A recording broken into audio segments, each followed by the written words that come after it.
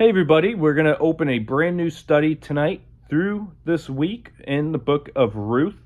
And we're going to be in the book of Ruth from now through Saturday. And a little backdrop on the book of Ruth before we start reading the verses here. This is only going to be one of the two books that you will find in the Old Testament that are named after a woman.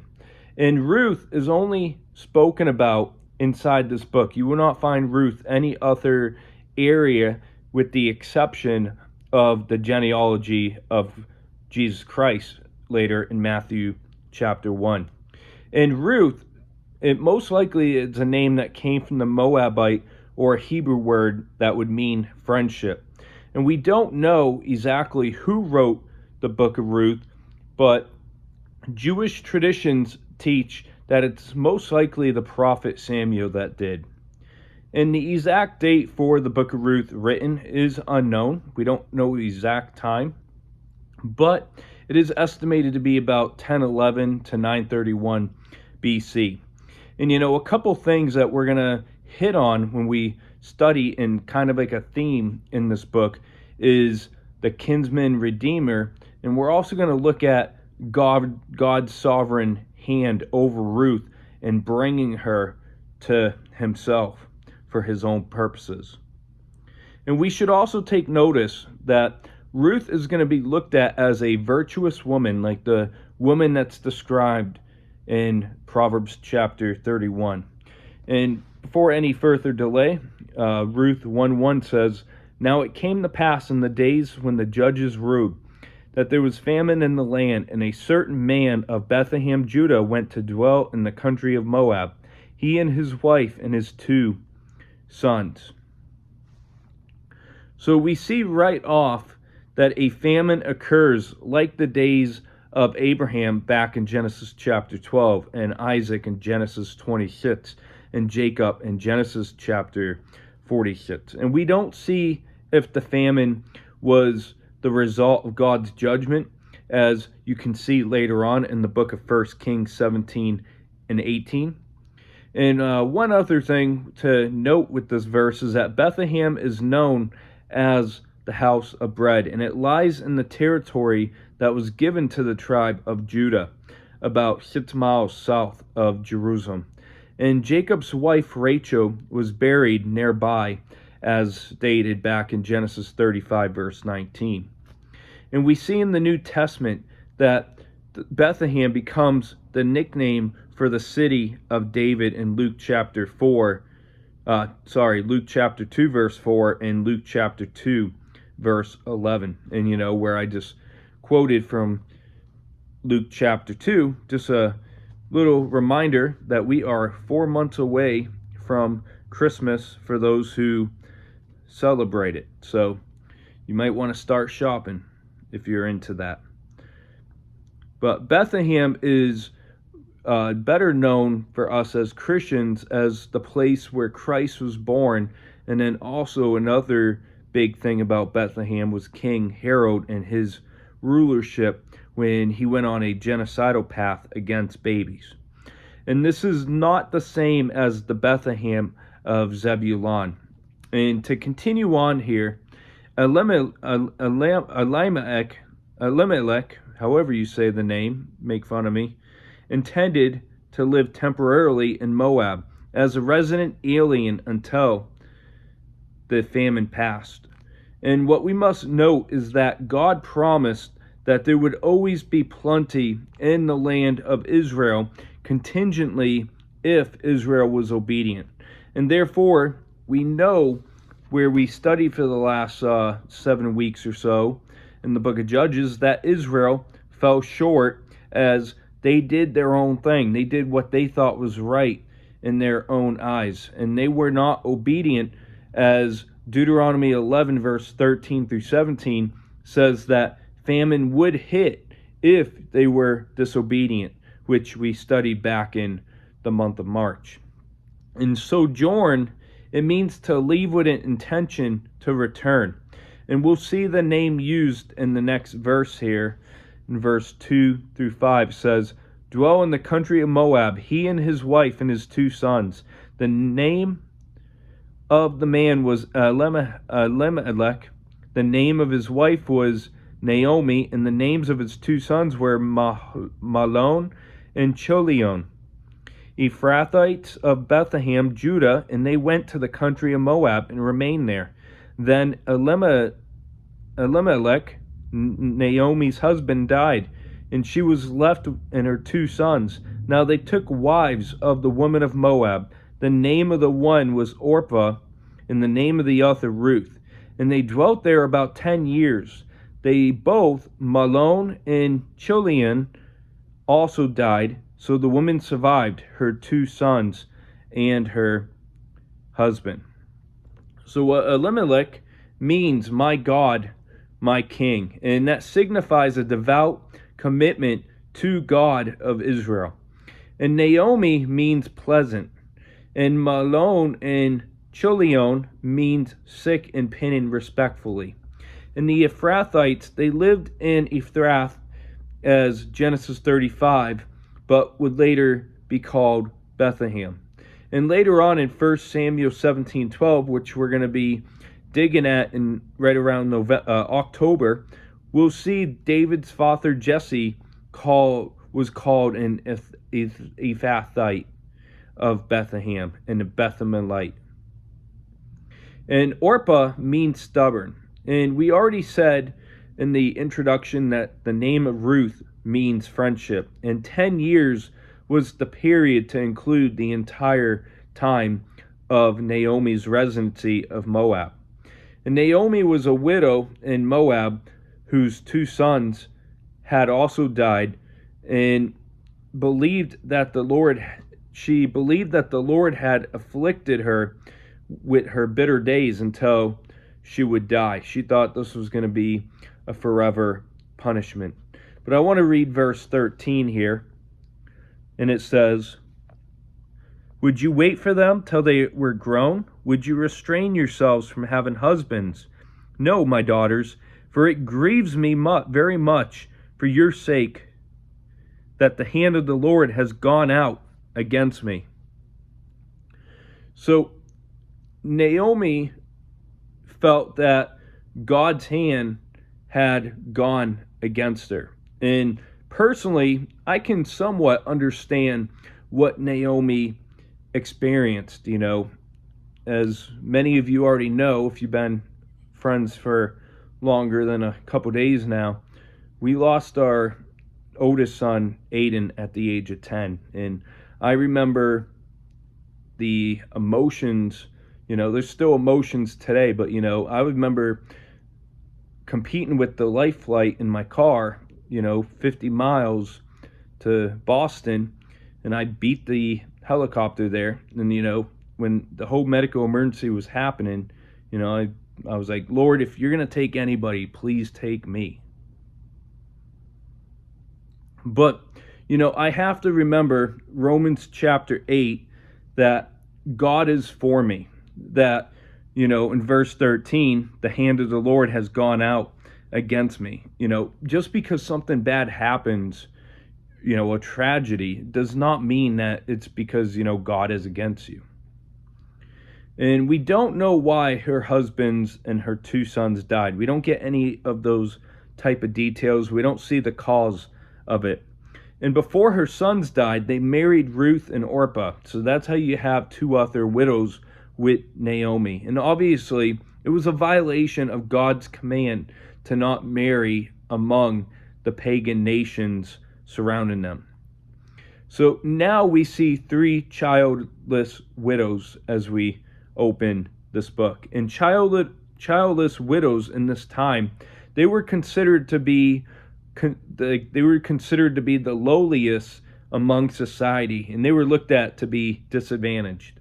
And there was no one to support them, and they had to live based off the generosity of strangers. They had to depend on others, kind of like how some people in the United States, in the homeless state, they depend on people filling up their cups on the medians and all that. And Naomi had no family in Moab and was in a very desperate situation. But verse 6 and 7 says, Then she arose with her daughters-in-law, that she might return from the country of Moab, for she had heard in the country of Moab, and the Lord had visited his people by giving them bread. Therefore she went out from the place where she was, and her 2 daughters-in-law with her. And they went off the way to return to the land of Judah. So obviously, the Lord had sent rain to break up the famine. And, we're seeing the sovereignty of God on behalf of Israel spread through these pages of Ruth in several ways. And Naomi had friends waiting for her in Bethlehem, as well as family and prosperity. And Naomi heard that God was doing great things in Israel, and she wanted to be a part of the good things that God was doing. In verse 8 and 9 it says, And Naomi said to her 2 daughters-in-law, Go, return each to your mother's house. The Lord deal kindly with you, as you have dealt with the dead and with me. The Lord grant that you may find rest, each in the house of her husband. So she kissed them, and they lifted up their voices and wept.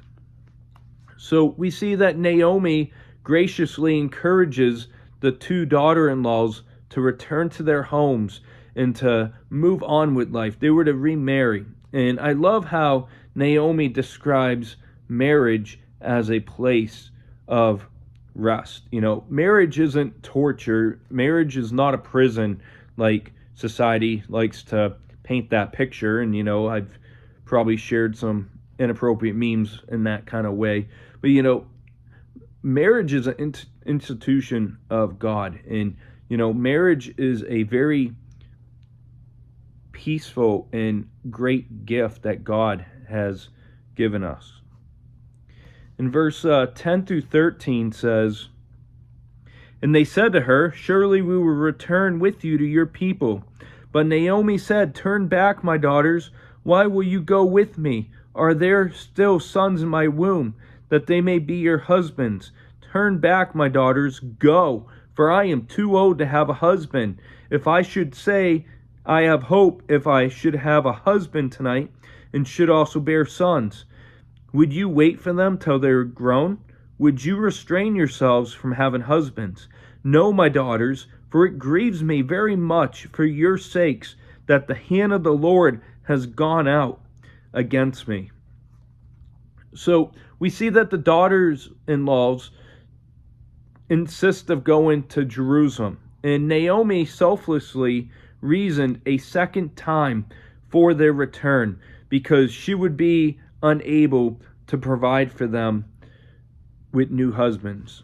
And if Orpah and Ruth waited, they would most likely have become old, as Naomi was then, before they could remarry. And Naomi was likely over the age of 50, it's believed.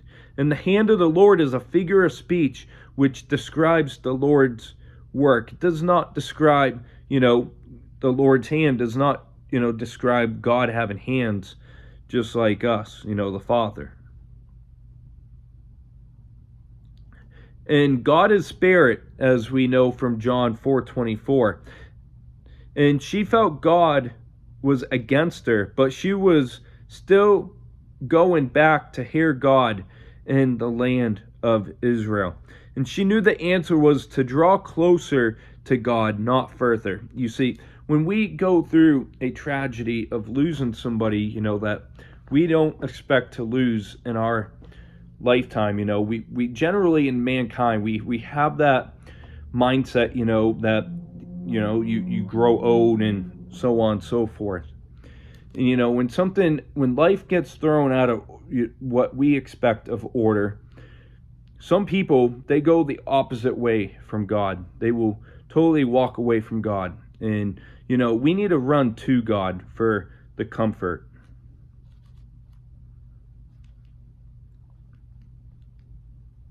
And Naomi did not accuse God of doing something wrong against her. And, Naomi acknowledges that God is in complete control over all the circumstances. And it was actually an expression of trust in him.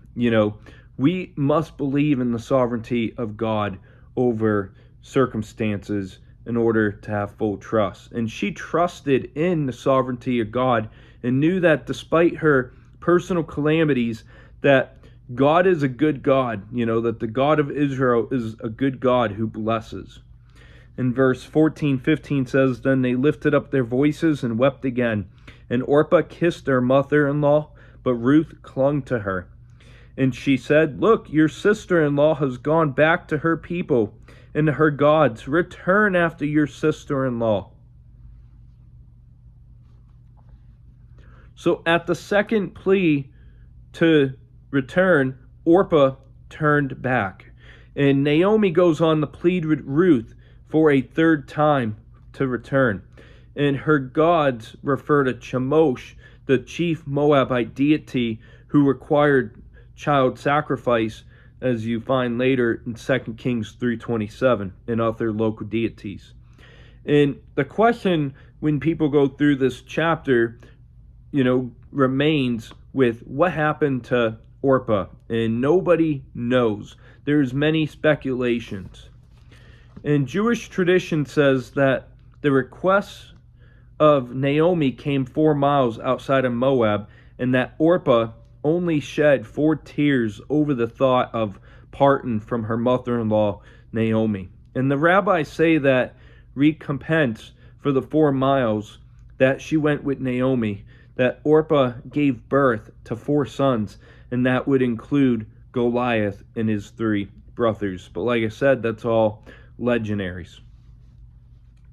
In verse 16-18 says, But Ruth said, Entreat me not to leave you, or to turn back from following after you. For wherever you go, I will go, and wherever you lodge, I will lodge.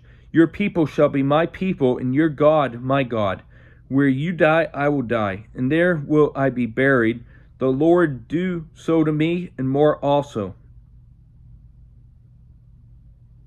If anything but death parts you and me. When she saw that she was determined to go with her, she stopped speaking to her. So this testimony evidenced Ruth's conversion by worshiping Chemosh to Jehovah of Israel. And Ruth's vow bore further testimony to her conversion. And she followed the path that was first blazed by Abraham and Naomi's relationship with God that made an impact on Ruth. And this is amazing, as mentioned, that Naomi did not have an easy life being a widow. And not just, being a widow, but she also lost her 2 sons who predeceased her. In verse 19-22 says, Now the 2 of them went until they came to Bethlehem, and it happened when they came to Bethlehem that all the city was excited because of them. And the woman said, Is this Naomi? But she said to them, Do not call me Naomi, call me Mara, for the Almighty has dealt very bitterly with me. I went out full, and the Lord has brought me home again empty.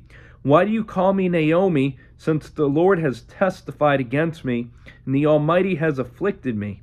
So Naomi returned, and Ruth, the Moabitess, her daughter-in-law, with her, who returned from the country of Moab. Now they came to Bethlehem at the beginning of barley harvest. So a trip to Moab was at least 60 to 75 miles, and it would have approximately taken 7 to 10 days, because you got to remember that they didn't have transportation ways that we have today. And having descended about 4,500 feet from Moab into the Jordan Valley, they then ascended 3,750 feet through the hills of Judah. And the question, is this Naomi? Most likely reflected the hard life of the last decade and the toll that it took on her appearance. And Naomi's outlook on life, although grounded in God's sovereignty, wasn't hopeful. Therefore, she asked to be renamed Mara, which means bitter. and her perspective resembled that of Job's life. And Ruth stands out as a foretaste of the future Gentile conversions.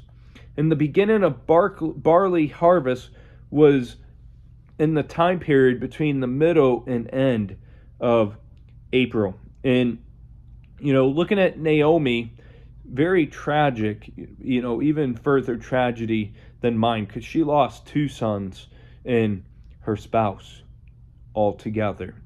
And, even though she believed in God's sovereignty, she still had that hurt, that where she was at times not hopeful. But to wrap up here, we look at a sojourn in Moab, and we see the tragedy that took place at Moab. And it's hard to discern why tragic things happen. And, some people, they look at every single tragedy as, oh, you went against somebody of God's people. When I left the Word of Faith movement, when I called out, false teachers, I often get the time that, God's going to strike you down for calling them out. Touch not thine anointed, whatever stuff. And, we will never fully understand why certain tragedies happen to us. And, a year and a half later, I still find myself wondering, why was this God's plan? Why was it God's plan to take my oldest son from us? And sometimes we can move away from our problems. Sometimes when life is hard, some people, they think that if they just go somewhere else, that the problem will be fixed. But we saw that the 3 widows head back to Judah, and Naomi begged her daughter-in-laws to head back to Moab and stay there. And Naomi acknowledged God's sovereignty over all circumstances. And we saw Orpah stayed in Moab as Ruth continued on with Naomi. And then we see that Naomi and Ruth returned to Bethlehem. And we see that Naomi returned from Moab repentant and honest. And as you could tell, this book is quite different from our last study in the book of Judges. And we'll be seeing good things happening in the upcoming chapters this week. And that's going to wrap up this video for tonight. I hope you have a great rest of your night.